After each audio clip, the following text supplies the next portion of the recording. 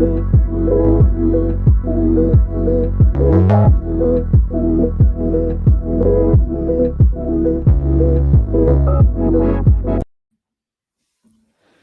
Dynasty trade deadline looms over the next week or two, and that means Dynasty GMs need to have their action plan, their to-do list, and their player targets, what are best for their team. That and more this week on the Footballguys Dynasty Show.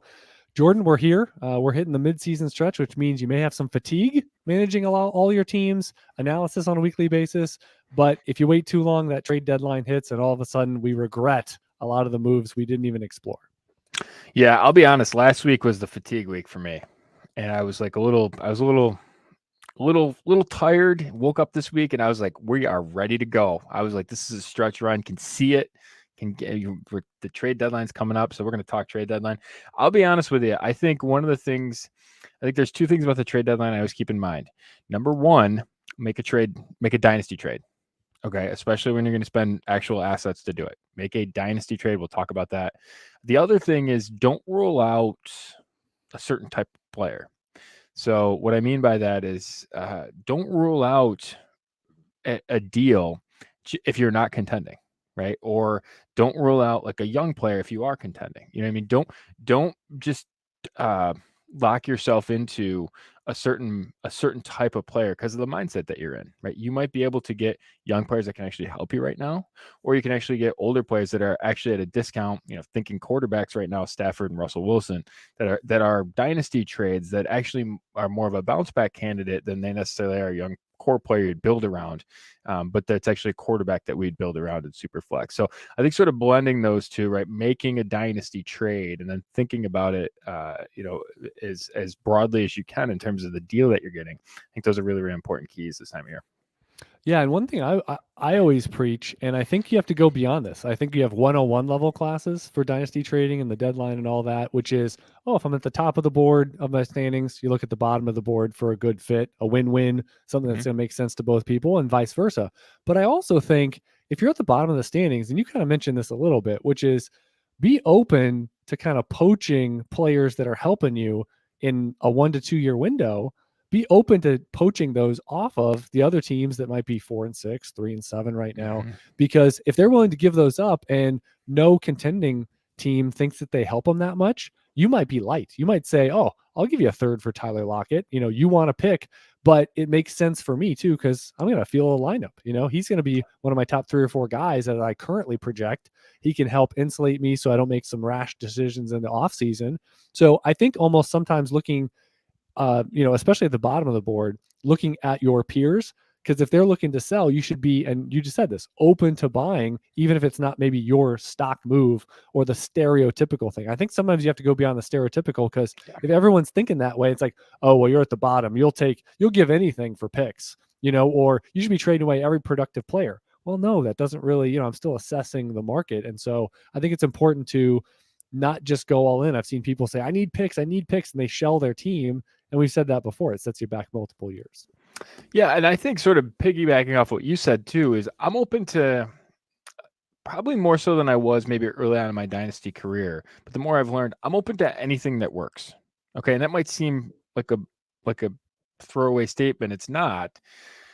I think early on in my dynasty career, I did very what I would consider prototypical things, right? You trade for young players when you're rebuilding, right? You trade for, you get aging veterans if you're contending, right? You sort of do, like you said, what everyone kind of expects you to do. I think the more and more I play, right, when everyone is going in one direction, when everyone is thinking in one direction, and whether this is player value, whether it's trade value, whether it's strategy, there's a lot of time there's value in zagging, right? Because for a number of reasons, right, the assumptions that they can have, which happens all the time, there's a lot of dynasty assumptions that are built on fake truths, and if you zag against that, there's a lot of value. So this is one of those times where I'm open to sort of anything that works at the right price, especially in the trade market, because like you said, last year I gave Mac Jones for Davante Adams. I was contending, but it's probably the right move if I wasn't, right? Like it doesn't, if you sort of think about that, that's a premium player. And you're trading not a premium player in Mac Jones for it, it really wouldn't have much mattered which angle I was, because we're trying to contend this year anyways, and Davante Adams is going to help. So I do think that sort of mindset of being flexible and open to whatever works, I think is important, and challenge yourself, because you can really be sort of stuck in the box, think outside of it, and you can maybe find some other things. Yeah, and I will say that this being able to offer a bunch of different trades to a singular team in your league, to 4 or 5 teams in your league in one shot, in one, you spray the pellets all over the place, paintball style, and you hope you hit something. You hope you color something red or green or blue. I've found that that is the singular biggest issue with folks that they might have been playing Dynasty for a while. They might have been successful. They run teams, they do well, but the black box of toolbox I've found is the actual pen to paper. Can you send a bunch of offers around your league that are all acceptable to you, similar in price point, because you don't know what they're going to be interested in, and I've said this before with people that they create dialogues. All this is great. Oh, I text my league mates and I go into the league chat, and I'm fostering relationships, I'm creating dialogues. I'll just say that's great if you're in a couple leagues, but if you're in 5 or 10, that you've got to really control your bandwidth. And to do consistently go, well, I'm trading with Robert, and I know Robert in this league, and he loves wide receivers. He's a fan of the Bears. Like, all this stuff about him. That's all awesome. And that can definitely increase your probabilities of working a deal faster. But we don't, most of the time, we don't have time for that. So I think in terms of, if you're going to offer a player for a second round pick, how many different iterations can you do? A third plus what type of player? That the player plus what for a first? Like, all these different iterations.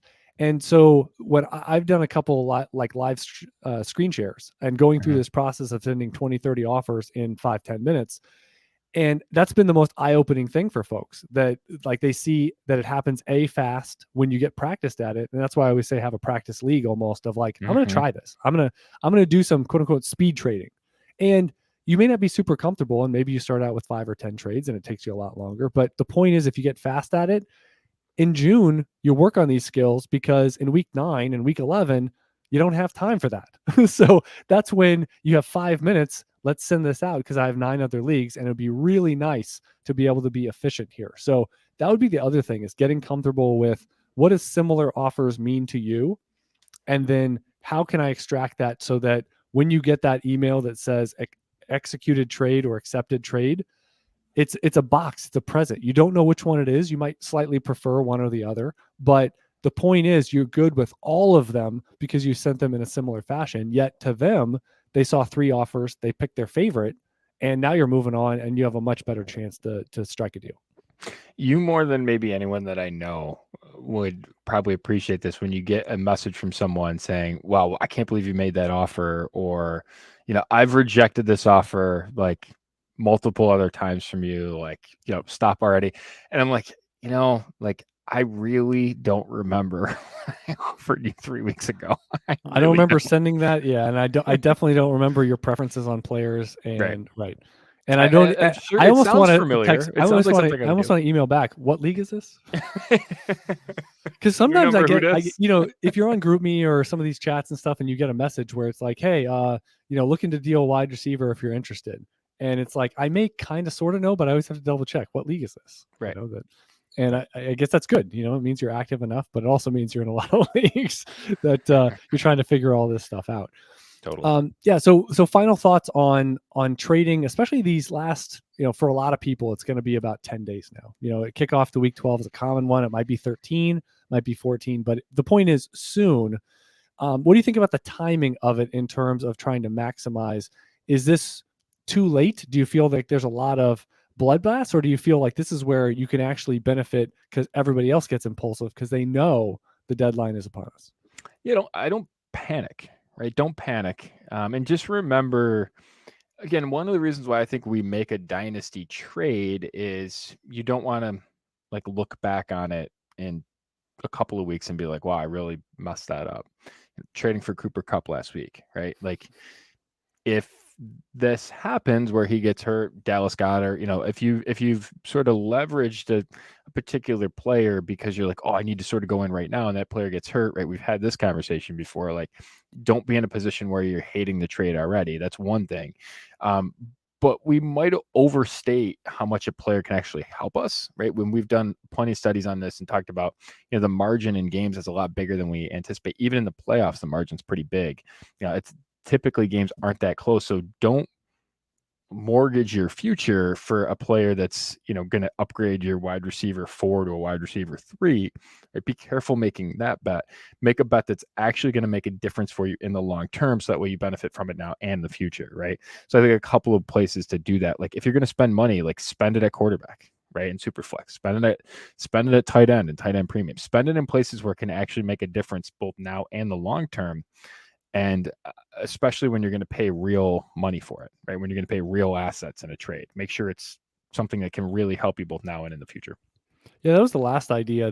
This feels like, me giving an impersonation of you, Jordan, because this is something I feel like you've said a couple times in the off season, which is, how about you also kind of go off kilter, because a lot of people are trying to work on the margins, as you just said. What if you headhunt? What if like I was just looking, I think Justin Herbert right now might be more accessible than he's been in the past 12 months or so.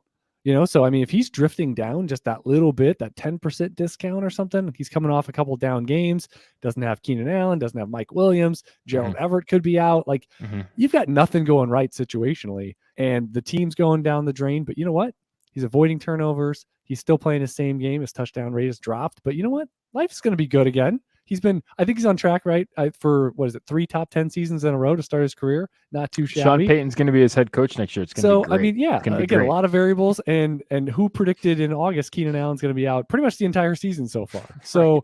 I mean, this could be the moment, right? If Keenan Allen comes back this week, Mike Williams shortly to follow.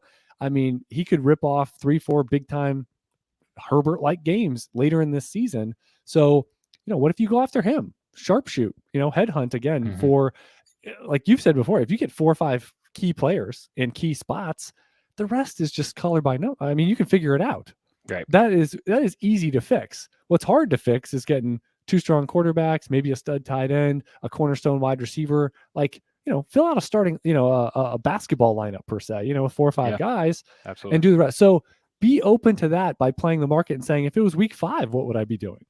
Well, I'd be interested in some depressed profiles and maybe some young guns that are cornerstone players. So don't rule that out either, that someone else is trying to, you can offer 3-4 things, including some of the assets they're looking for, and you go after a big boy like a Justin Herbert or someone that just might be, again, that little bit off in the marketplace. So be open to that as well. Absolutely. Love it. Chad Parsons, Jordan McNamara, episode 128 of the Footballguys Dynasty Show. I want to remind you about all the content over at footballguys.com. I was actually looking at Jordan's waivers of the future over there in the Dynasty section. It's its own separate partitioned site content. You can find Dynasty trading posts. I just alluded to one of the players I'm discussing this week in Justin Herbert. There's some opportunities out there in the marketplace, especially for super flex, and a litany of other things we mention all the time. I reference it on my video short at the end of every week. Gene Bramble's Monday and game day articles, especially Monday, is to me the key one, because it sets the table for us for waivers, what we're thinking on these depth charts, and timetables on players that may be coming back that week, or hey, don't get your hopes up. So I think there's a lot of stuff like that. Obviously the projections, the League Dominator app, everything that syncs your league together, because you're in Dynasty, you're probably in a few leagues, and that means you probably could use an extra 5-10 minutes a week to not spend on the organizational aspects weekly that go into the waiver wire, your lineup, etc. So you can find all that over at Football Guys. Give us some credit here at the Dynasty Show that we sent you. If you've been listening to this show, you haven't subscribed to the site, I would honestly ask, what are you doing? Because this is part of the content spectrum, is all the podcasts that Football Guys offers. So go over at footballguys.com/dynasty winners. And one last thing too on that, I actually, for my Fixing Your Dynasty Team article last week, I talked about what we talked about last week on the show. So we talked about the burn the burn factor, right? And how a player is going to burn you and how that should fix into your strategy. And this ends up becoming a show that I can't write that article in advance because I'm always so inspired by this show to write. So that becomes a late Tuesday night writing session, but that's over there as well. And I quoted you by name, Chad. So I should have tagged you. I should have put you in the tag system. Quotable. It's time for the Stash of the Week, powered by Sleeper.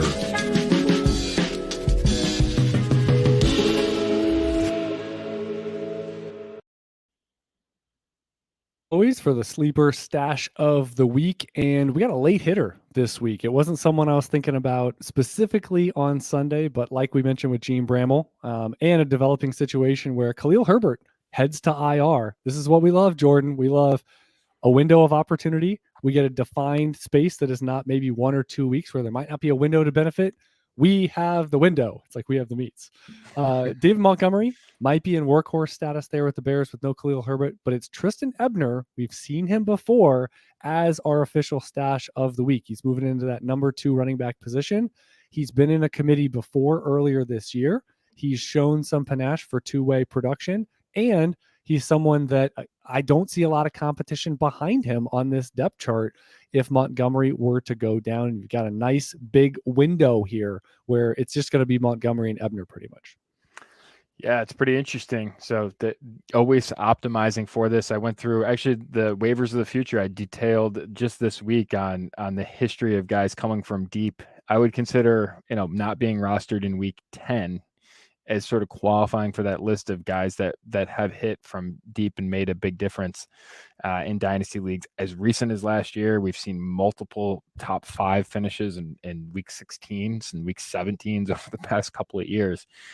So never, ever give up on these situations. Keep optimizing, right? I saw advice this week that said, veteran or injury away running backs actually decrease in value at this time of year. I actually think that's completely the opposite. I think it's actually they increase in value this time of year because who else on the back end of your roster can you make a claim that player can go from not being played to being the number 1 overall finisher in a given week?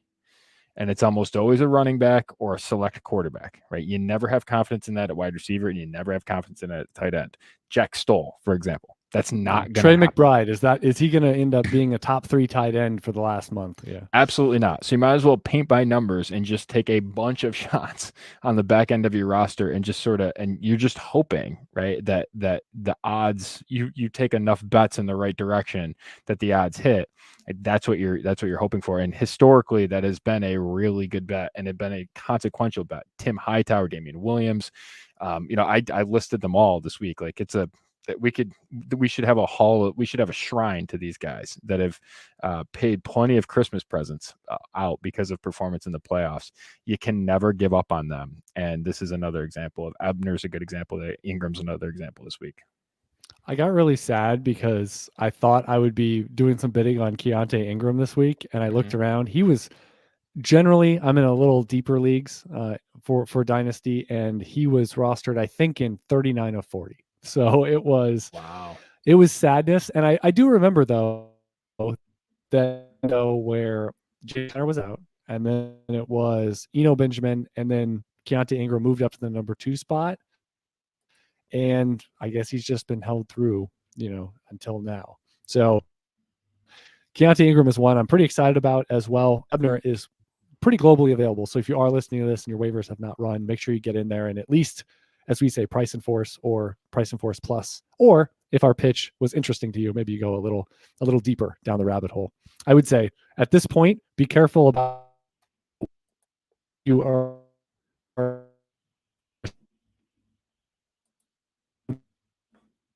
your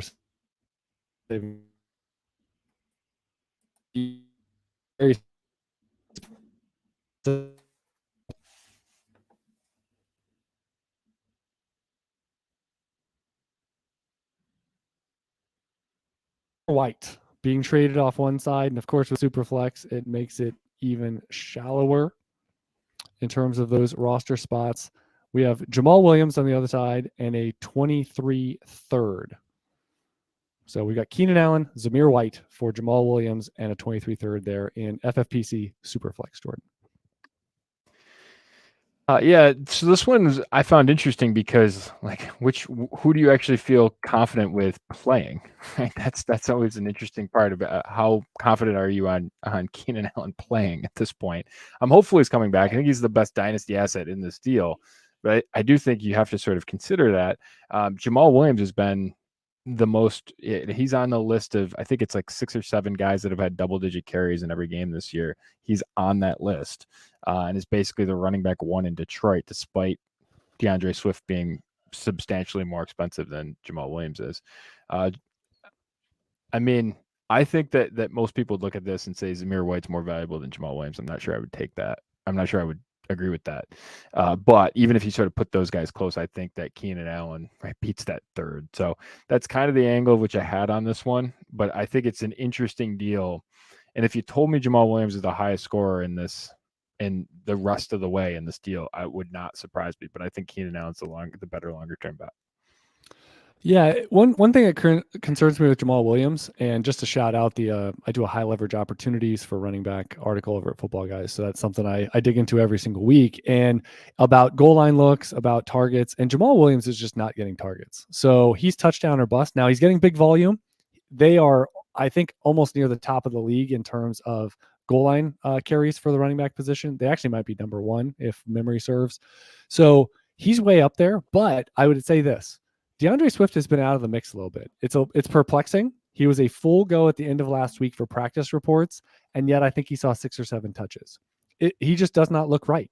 So the full go, I don't know, getting off the injury designation, I'm not really sure if that meant a whole lot because we didn't see it move the needle for his participation in the game. So I do think the third, you can throw that out in FFPC. It doesn't matter that much in terms of roster spots. Is that a third or a fifth or like whatever when you get there? So I would take Keenan Allen. I'm not the biggest on Zamir White, though. In terms of, is he a true beneficiary from injury this year in a clarified fashion? I don't think so. And then also into next year, day 3 guy. There's no guarantee Josh Jacobs is gone. I think there's a lot of assumptions that, Zamir White, they're just saving him from next year. What if he's not playing above Amir Abdullah because they don't like him as much? Let's not make these assumptions. So I would take Keenan Allen pretty easily because I think A, could be back this week. B, he can make it so that you can maybe save extra spot or 2 at wide receiver if you've been streaming and just not optimal at this point in time. And if Keenan Allen helps that, maybe that's another injury away you can exploit. Next one, we have 1 quarterback. We have Amari Cooper and a 23 second and third for Davante Adams. I love me some Amari Cooper, but this I think is Davante Adams pretty clearly to me in this, right? You devalue the second and the third in the format, and I take the guy that can be the wide receiver 1. So that would be, I think that's the price that you pay to move from those guys, even though I really like Amari Cooper. I think that you take Davante Adams in this deal. Are there outs? Are there ways that Cooper plus Deshaun Watson equals greatness? There is. But I think that you're sharpshooting that. I think that's a sharp. That is the right answer. It's a risky to how Cooper wins this deal, right? The answer to how, if you're asking yourself how does Cooper beat Adams in this deal, it is that he sharpshoots it with Deshaun Watson, right? And that's, I think, a Watson reasonable changes the game. Yep. Right. And I think that, again, I like Amari Cooper, and I think that Amari Cooper is probably been undervalued in Dynasty for a while. That said, I just think the far more likely bet is Davante Adams. Absolutely. And you're only getting, I think, about a year young. To me, it's getting cute. And the big part is it's not Cooper in a first. You can sell me on Cooper in a first, but it's coming in a third. You just don't have the same punch to take on that risk. Right. Because Adams, like a Cooper Kupp, would be someone that if he gets hurt tomorrow, this is still a breathable, makeable, bankable dynasty trade that you made. Yes. All right. We got a straight up deal at the same position. And so let's break down just a little bit about team direction here. And it is Breece Hall being traded for Jonathan Williams. Haha. Taylor, excuse me. That was probably the worst one I've done in a while. So versus Jonathan Taylor. And this was a contending team versus a rebuilding team. So this is one that I like a little bit, but it also is one to say you're taking on risk by dealing away Jonathan Taylor, right? Yeah, I would take Jonathan Taylor no matter which way I was leaning in terms of contending or rebuilding. So Taylor's the answer to me. I have been a bit spooked by some of the stuff with J.K. Dobbins and a couple of other guys that we've seen, the Bakhtiari injury, right? A little bit more complicated than just what I would call a quote simple ACL. I'm a little bit spooked on that, Saquon Barkley, right? And I think when you start doing these deals in search of rebuilding,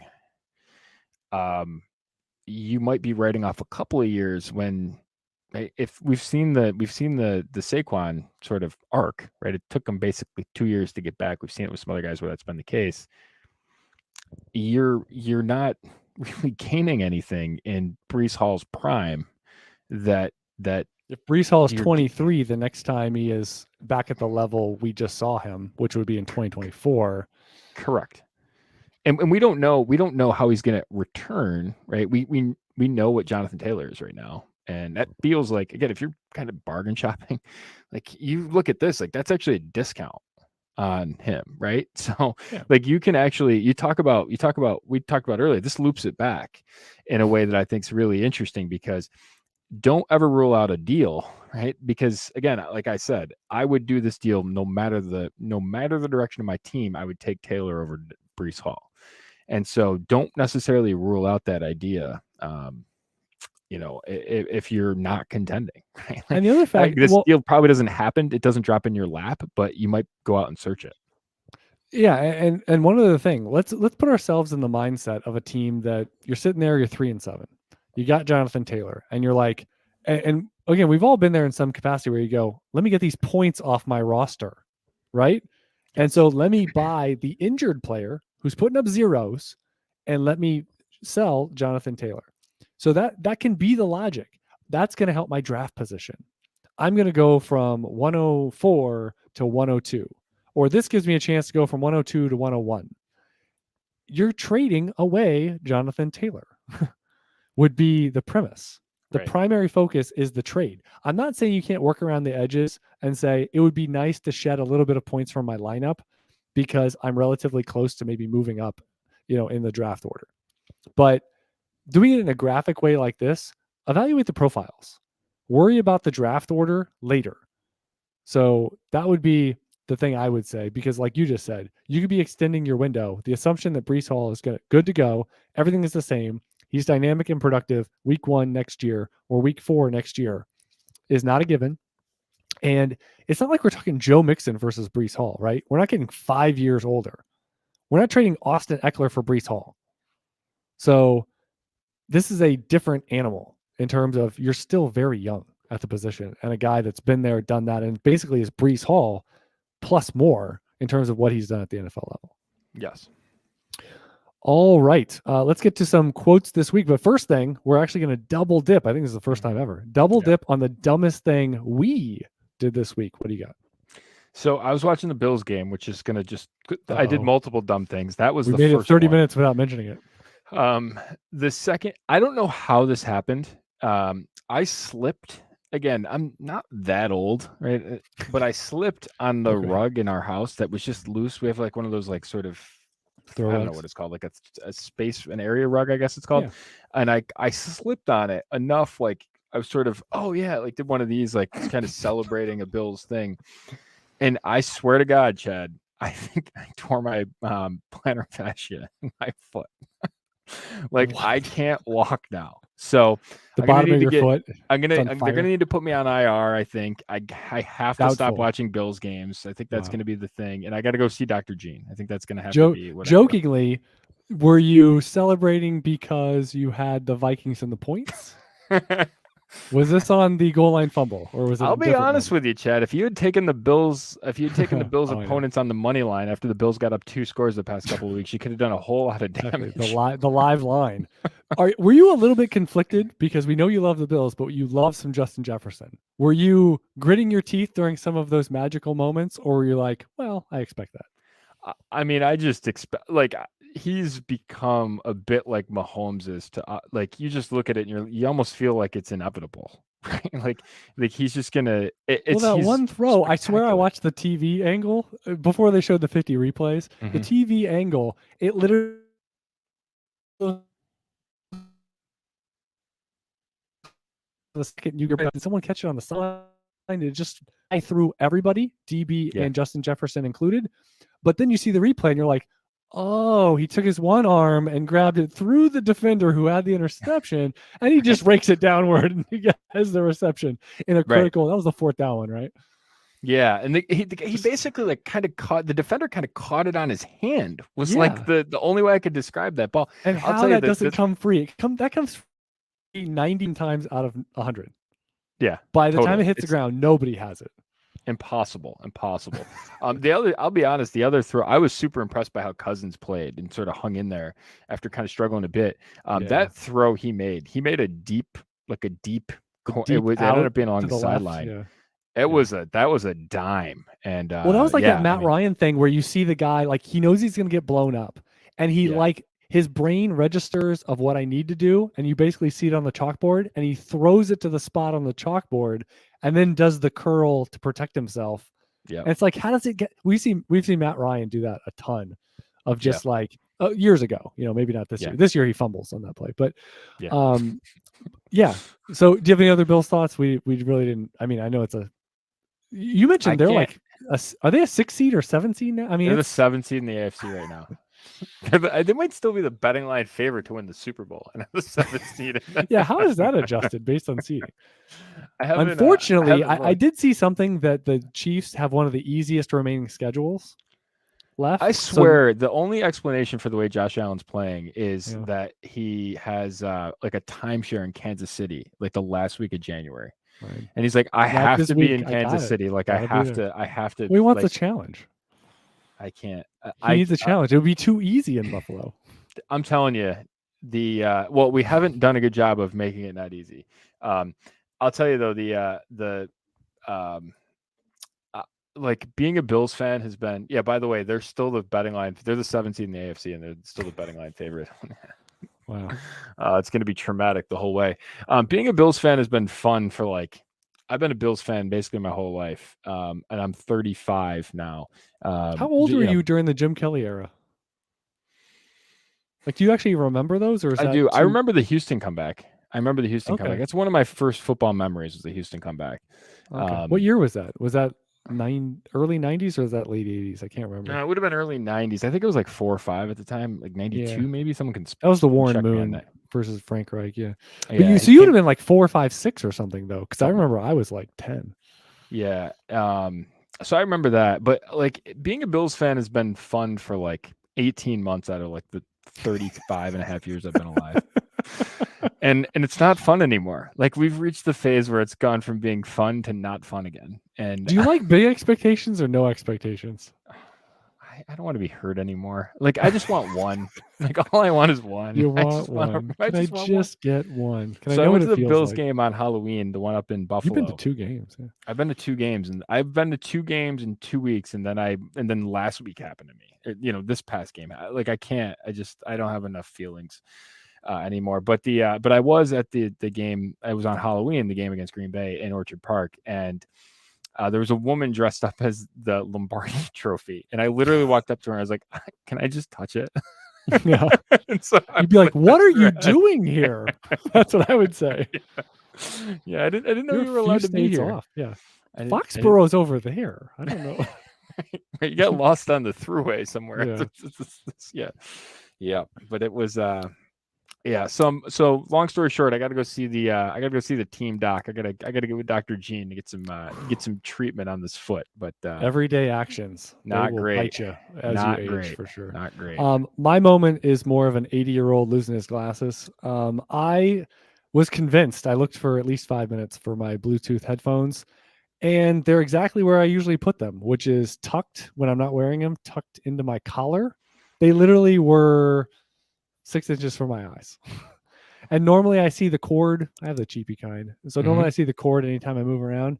For some reason, couldn't see the cord today. Looked and looked and looked. And it's the last place you look. It's actually on you. I was like, it's not in my pocket. Where is it? Anyway. It's not not as bad as when you can't find your phone when you're on it, right? Like you've done that where you're like where you're on the phone, you're like looking around, I can't find my phone. you referencing that story before, like, oh my god, yeah, that was horrible. Yeah, no, looking for the phone right now. Yeah, can't find it. Well, I have to call you back. I have to look for my phone. All right, let's finish out with some quotes from the Football Guys Dynasty Forum this week. Why are you dealing one of the better assets in Jonathan Taylor for a player with an ACL? Got to get more than that. So do you have any other thoughts on the idea of trading for an injured player and dealing away someone like Taylor? Just the concepts. I have two thoughts. A, I think you wrote that. And if you didn't write that, B, that person should have a podcast. That's a great piece of advice. Exactly. No, that comes from one of our esteemed posters in the Dynasty forums. It could have been me because, again, I've been known to create some of these. Is Jeff Wilson a potential league winner? Yes. Pretty magical, right? It's pretty awesome. Former coach, he came in. It was amazing. Like I was watching that I think it was week 9, and it was Raheem Mostert, starter. Everything's normal in the first half. Second half, I'm like, what happened to Raheem Mostert? Because it's all Jeff Wilson all the time. Rarely left the field. And now Jeff Wilson, starter, clarified this past week, and it seems like we're running from there. I mean, what happens if Mostert misses time? Mostert's been healthy for a couple months. I mean, we got to set our watch. We got to go buy scratch-offs or something because that has not happened a lot in his career. Yeah. And if Jeff Wilson gets a monopoly of this thing, watch out. Yeah. Watch out. He's an easy button. Last one. Juwan Johnson just quietly puts together top 10 tight end weeks, 3 out of the last 4. He's been just participating. And like that sounds like a knock. It's absolutely not. You participate at the tight end position, and this is the Logan Thomas Award. Like this is, you just keep participating and just be out there and running all the routes. And it adds up because there's frankly like 2 good tight ends, and everyone else blends together. And all of a sudden you see Juwan Johnson is tight end 11 in our standard scoring on the season. He's a little bit lower in per game scoring, but tight end 15 in per game scoring, but probably going to go up with guys. Again, this is an aggregation position, right? And where's Taysom Hill? Let's talk about high variance Taysom Hill. Where is he? 13. So they have two. So the Saints have 2 top 15 tight ends, which not what you would have bet on coming into the season, right? Again, if you had to sort of pick 2 teams to have top 15 tight ends, it would not have been the Saints. I don't know who it would have been. I'm calling it right now. Someone will have a story of getting ousted as the favorite in the fantasy playoffs because the other team was bad enough at tight end. They started Taysom Hill, and you got roasted with like a 30-point game where he threw a touchdown pass, he ran for 2, maybe caught a couple balls, and you're like, this guy is starting at tight end through the magic of the platform. He is tight end. Ready for this? This is incredible. He is tight end 6 in terms of total fantasy points scored this year. Ready for this? Guys in front of him, Dallas Goedert and Zach Ertz. He's going to go up. Like he might go up really easily. The way the season finishes. One guy I keep thinking about late in season, I keep thinking about David Njoku too. He's been out for a few weeks, and he's going to come back either this week, next week. The point is soon. And like the Amari Cooper factor, what if there is some magic with Deshaun Watson? But even Njoku coming back, we haven't seen much from Harrison Bryant. Like he's not going to be a huge factor probably in that number 2 role either. He's a guy where you say the best of the rest, but he can at least challenge. He might be able to post a week or 2 that matches one of those higher up guys and keeps you in it or wins you a week. So yeah, tight end, like you said, just show up. Attendance award. All right. In this episode, we discussed about the tight end position here to close. Things like Jeff Wilson, Jonathan Taylor, pretty much in depth this week. The dangers of trading away stuff even if you're at the bottom of the dynasty standings. So I'd be really careful about that. Trestan Ebner, reminder to close the show about being one of our stashes of week.